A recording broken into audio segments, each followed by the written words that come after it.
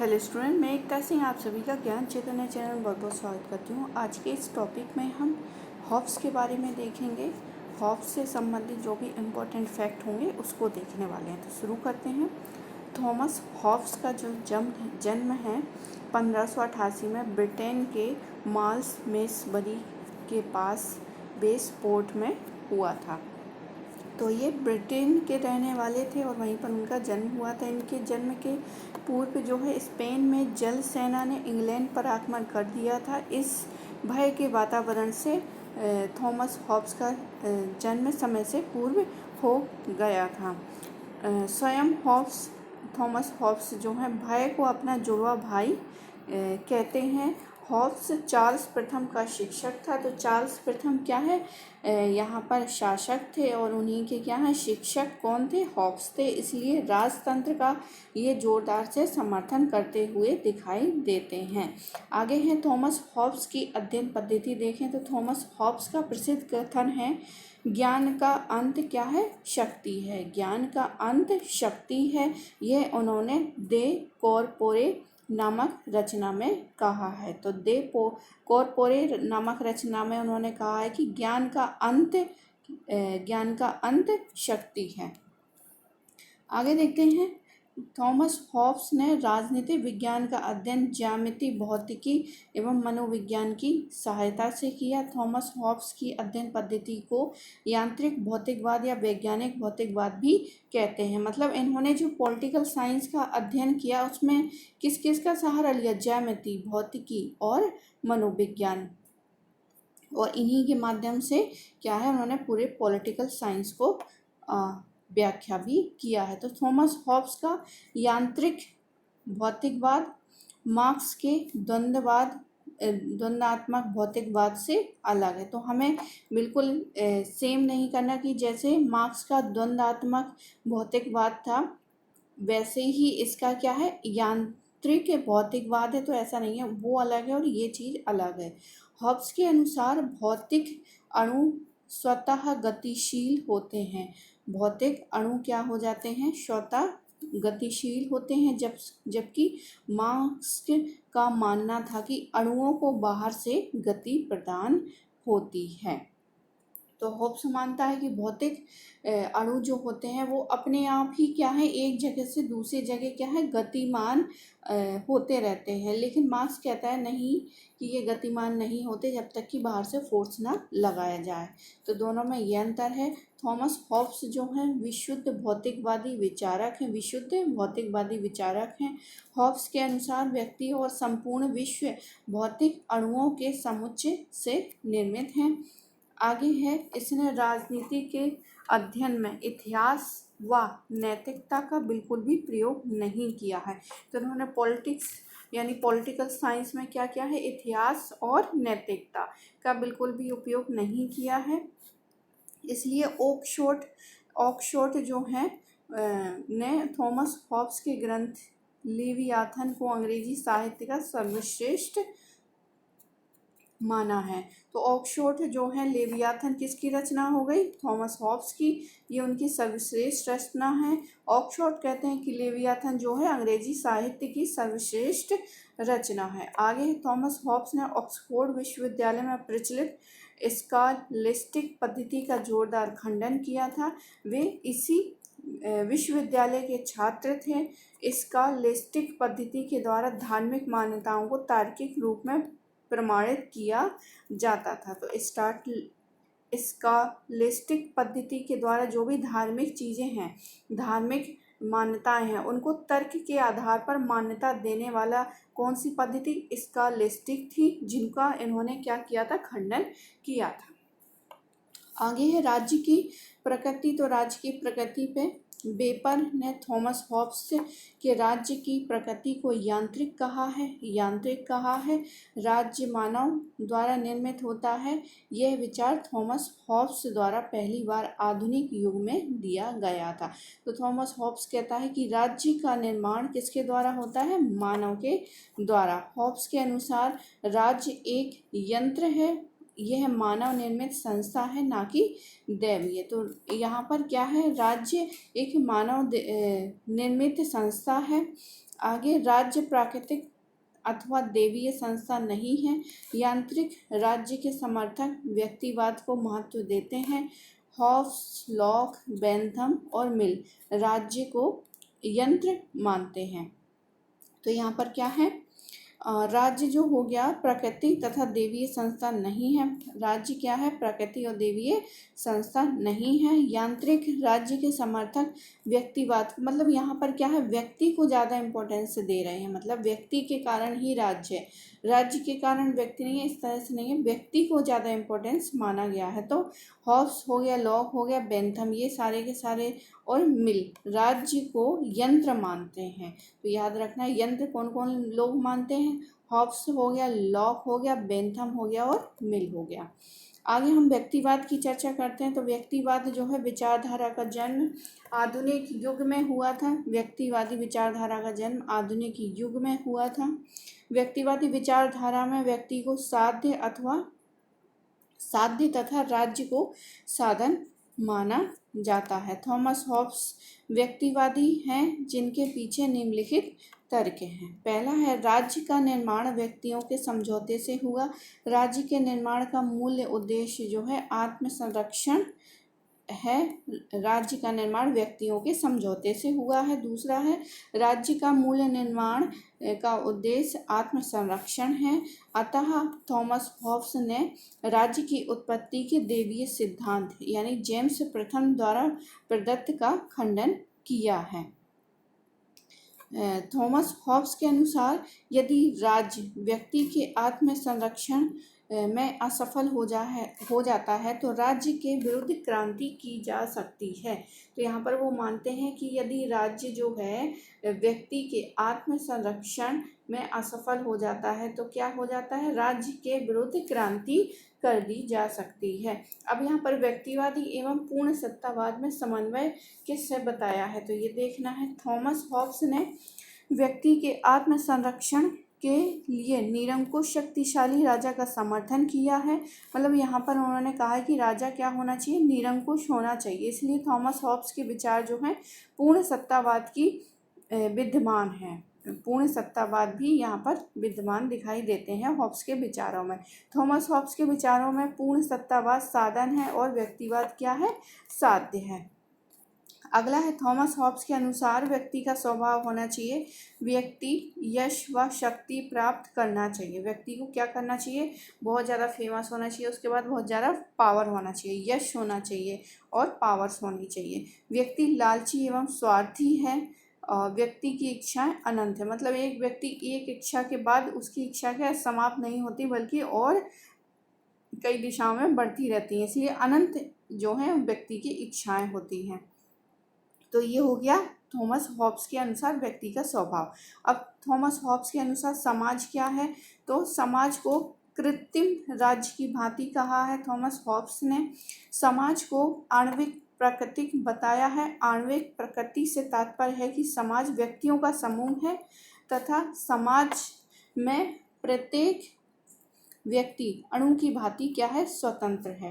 मतलब यहाँ पर समूह तो है, समाज में व्यक्तियों का समूह है, लेकिन क्या है उसी समाज में क्या है व्यक्ति अणु, जैसे अणु एक अणु दो अणु ये अलग अलग है, उसी तरह क्या है वो स्वतंत्र है। तो ये क्या है थॉमस हॉब्स के अनुसार समाज है। आगे है, थॉमस हॉब्स के अनुसार प्राकृतिक अवस्था क्या है, तो प्राकृतिक अवस्था पूर्ण सामाजिक एवं पूर्ण राजनीतिक अवस्था है। अर्थात यहाँ पर जो प्राकृतिक अवस्थाएं बताए हैं पूर्व सामाजिक और पूर्व राजनीतिक अवस्था थी। सामाजिक समझौते की पूर्ण अवस्था को प्राकृतिक अवस्था कहा जाता है। सामाजिक जो भी हमारा सामाजिक समझौता होता है उससे पूर्व की अवस्था को क्या कहते हैं, तो प्राकृतिक अवस्था। उन्होंने कहा है थॉमस हॉब्स ने, तो पहले प्राकृतिक अवस्था आएगी उसके बाद सामाजिक समझौते, अकॉर्डिंग टू थॉमस हॉब्स। प्राकृतिक अवस्था सभी के विरुद्ध सभी के संघर्ष की अवस्था है। तो प्राकृतिक अवस्था सभी के विरुद्ध सभी के संघर्ष की अवस्था थी। मतलब प्राकृतिक अवस्था में क्या है, यहाँ पर क्या है सभी के विरोध होंगे और संघर्ष भी होगा। तो ये है प्राकृतिक अवस्था। फिर है एक सामाजिक समझौता जो कि प्राकृतिक अवस्था के बाद आता है। प्राकृतिक अवस्था में समाज, राज्य, संपत्ति, सभ्यता का अभाव होता है। मतलब प्राकृतिक अवस्था में ना तो समाज होगा, ना तो राज्य होगा, ना संपत्ति होगी और ना सभ्यताएं होगी। सभ्यताएं किस में आ जाएंगी? सामाजिक समझौते में। तो प्राकृतिक अवस्था में मानव जीवन पाश्विक, क्षणिक व बर्बर था तथा प्राकृतिक अवस्था में नैतिकता की संकल्पना का अभाव था। तो प्राकृतिक अवस्था मतलब स्टार्टिंग ही है प्राकृतिक में, उसमें मानव जीवन कैसा होगा? पशु वाला होगा। उसका जीवन यहाँ वहाँ से घूमेगा फिरेगा, कोई एक स्थायी नहीं रहेगा और बर्बर जाति का होगा। तो ये क्या है? प्राकृतिक अवस्था है उसकी। और नैतिकता मतलब मनुष्य उस समय नैतिक हो जाए, ये हम कल्पना भी नहीं कर सकते स्टार्टिंग वाले फ्रेज में, यानी प्राकृतिक अवस्था में। प्राकृतिक अवस्था में व्यक्ति के पास एक ही अधिकार था, वो है शक्ति का अधिकार। क्योंकि अब प्राकृतिक अवस्था में मान लीजिए हमें खाने की खोज करना है, तो खाने के लिए वो शक्ति का प्रयोग करके बलपूर्वक किसी को मार डालेगा, या फिर बलपूर्वक क्या है, कोई चीज़ फल है तो उसको तोड़ेगा। तो यहाँ पर शक्ति ही अधिकार है प्राकृतिक अवस्था में। अब हम बात करेंगे प्राकृतिक विधि की। तो प्राकृतिक विधि क्या है? मानव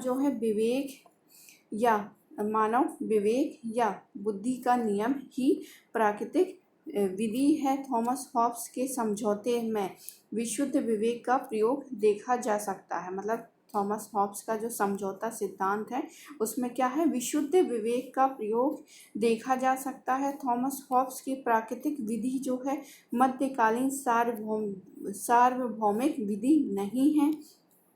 थॉमस हॉब्स के चिंतन में 19 प्रकार की प्राकृतिक विधि का उल्लेख है, जो कि इस प्रकार हैं। तो 19 देखते हैं। थॉमस हॉब्स के चिंतन में 19 प्रकार की प्राकृतिक विधि हैं। इसमें से कुछ इम्पोर्टेंट है, जिससे प्रत्येक व्यक्ति को शांति स्थापित करने का प्रयास करना चाहिए। दूसरा है व्यक्तियों को कुछ अधिकारों का परित्याग करने को तैयार रहना चाहिए। इनके क्रियान्वयन के लिए परस्पर समझौता करना चाहिए। मतलब पहले तो शांति स्थापित कर ले व्यक्ति, फिर उसके बाद कुछ उसके जो है कि हम ये चीज़ छोड़ देंगे अगर ये चीज़ हो जाए।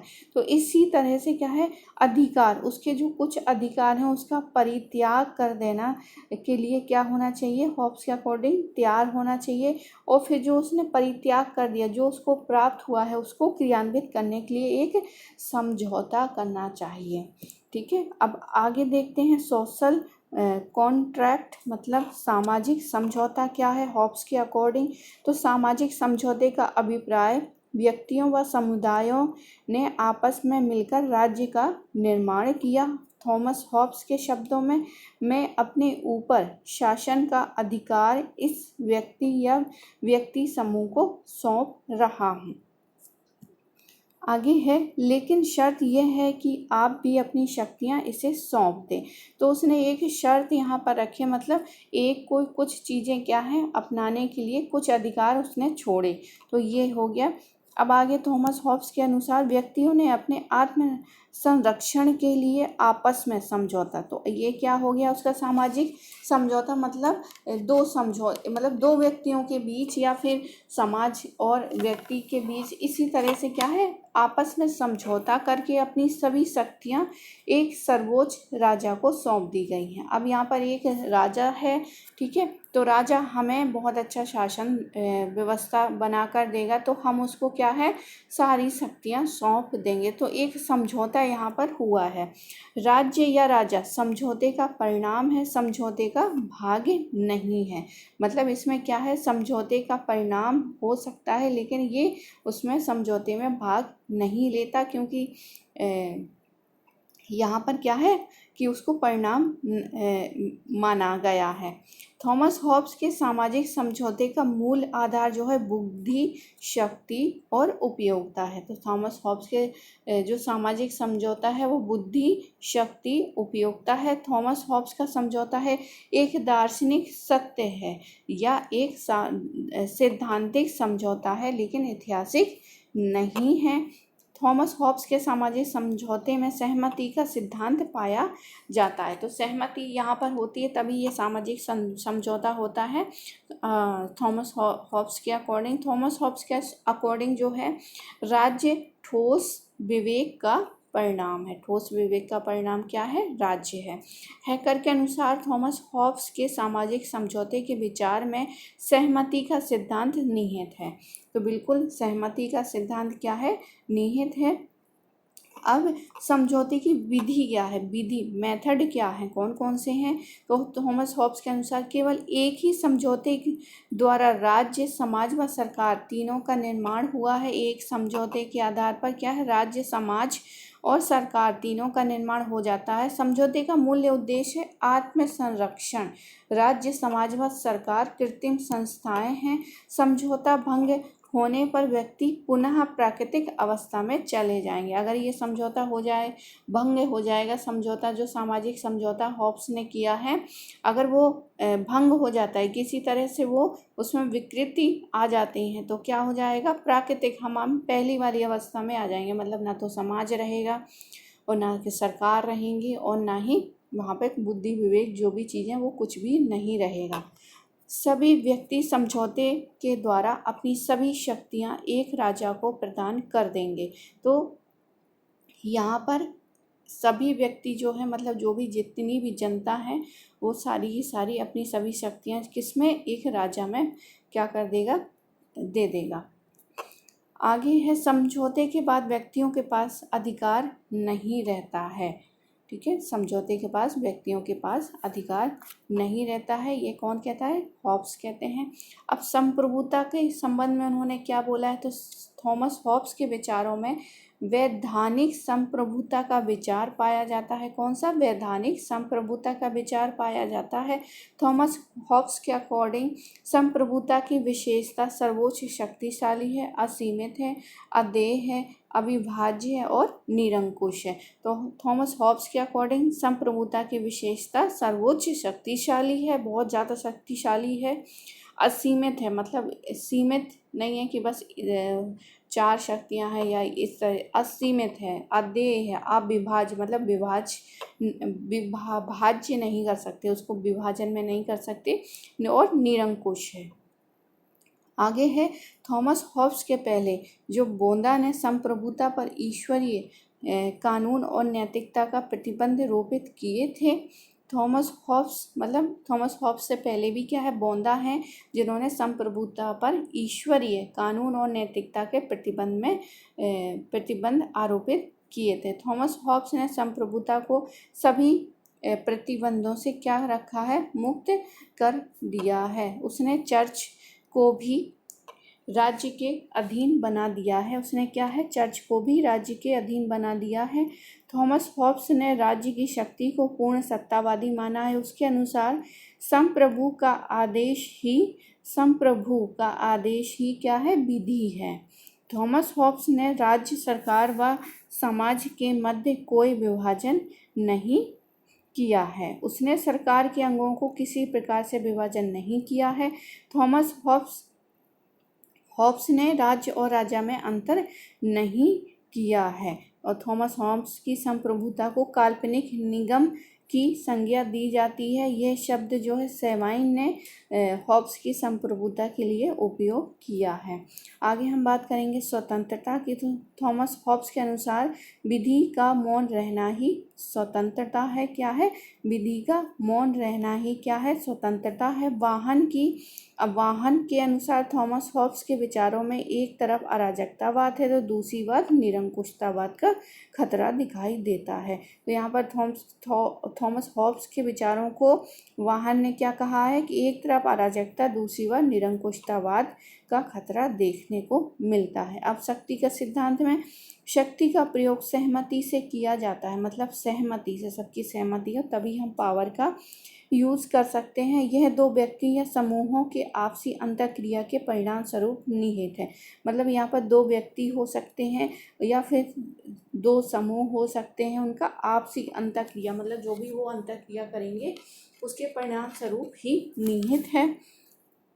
थॉमस हॉब्स के अनुसार शक्ति एवं बल में भेद है। दोनों में क्या है, शक्ति और बल में भेद है। अवैधानिक शक्ति की कल्पना तार्किक है। अवैधानिक शक्ति की कल्पना क्या है, तार्किक है। थॉमस हॉब्स ने शक्ति एवं सत्ता में अंतर नहीं किया है। शक्ति और सत्ता में अंतर नहीं किया है। अब थॉमस हॉब्स का महत्व देखते हैं। तो थॉमस हॉब्स के चिंतन में उदारवाद का दार्शनिक आधार निहित है। उसने व्यक्ति को अपना हित बढ़ाने वाला माना है। उसके चिंतन में उपयोगितावाद का आधार भी विद्यमान है, क्योंकि राज्य को एक उपयोगी संस्था माना है। अब महत्वपूर्ण तथ्य देख लेते हैं। तो यहाँ पर थॉमस हॉब्स के जीवन में इंग्लैंड में एक लेवलर्स का आंदोलन चल रहा था, जो राजनीतिक समानता की मांग कर रहे हैं। दूसरा डिगर्स का आंदोलन था, जो आर्थिक समानता की मांग कर रहे थे। तो एक तरफ राजनीतिक समानता, दूसरी तरफ आर्थिक समानता की मांग कर रहे थे। उस समय ये थॉमस हॉब्स थे। थॉमस हॉब्स की पहली रचना है हिस्ट्री ऑफ पोलेपिनियस वॉर थी, जिसका उन्होंने अनुवाद किया था। ठीक है, इनकी पहली रचना थी। हॉब्स के अनुसार कानून न्यायोचित और अन्यायोचित नियम है। जो कोई विधि से विपरीत नहीं है, उसे अन्यायोचित नहीं माना जाता है। थॉमस हॉब्स की सबसे महत्वपूर्ण रचना जो है लेवियाथन है। लेवियाथन बिल्कुल एग्जाम में यूपी टीजीटी सिविक्स के पेपर में पूछा गया है, तो आपको याद रखना है लेवियाथन। सामाजिक समझौते का सिद्धांत इन्होंने दिया है। तो ये सारी चीज़ें हमें, और निरंकुशवाद को समर्थन करते हैं, ये भी हमें याद रखना है। कोलेरेंडर हॉब्स के समकालीन विचारक थे, जो हॉब्स के घोर आलोचक थे। तो एक आलोचक कौन थे, कोरेंडन। उन्होंने लेवियाथन को क्या कर दिया था, जला दिया था। ऑक्सफोर्ड विश्वविद्यालय में लेवियाथन को जलाया गया था। हॉब्स ने डे कॉर्पोरे या दे काइव नामक रचना लैटिन में लिखी थी। माइकल ऑक्सफोर्ड ने लेवियाथन को अंग्रेजी साहित्य में लिखी गई सबसे बेहतरीन रचना कहा है। एलिमेंट ऑफ लॉ जो है नेचुरल एंड पॉलिटिक्स हॉब्स की प्रथम रचना है। Element of law natural and politics क्या है, हॉब्स की प्रथम रचना है। और बाकी यहाँ पर dialogues on the civil war, ये भी क्या है, ये सभी क्या है, हॉब्स की प्रमुख रचनाएं हैं। तो यहाँ पर विचारों का एक क्रम देखते हैं। तो बोंदा सबसे पहले, हॉब्स से पहले जो है सामाजिक समझौते का सिद्धांत किसने दिया था, बोंदा ने दिया था। बोंदा ने, फिर हॉब्स आते हैं, फिर स्पिनोजा आते हैं, फिर लॉक आते हैं और मॉन्टेस्क्यू आते हैं, ह्यूम आते हैं, वर्क आते हैं। तो ये एक क्रम है विचारों का। तो कभी पूछा जाए हॉब्स से पहले किसने दिया था सामाजिक समझौते का सिद्धांत, तो बोंदा यहाँ पर सही आंसर हो जाएगा। तो आई होप आपको ये वीडियो पसंद आया होगा। पसंद आया हो तो प्लीज़ लाइक करें, शेयर करें और सब्सक्राइब करें। मिलते हैं एक और वीडियो में। जब तक लिए आप सभी का बहुत बहुत धन्यवाद।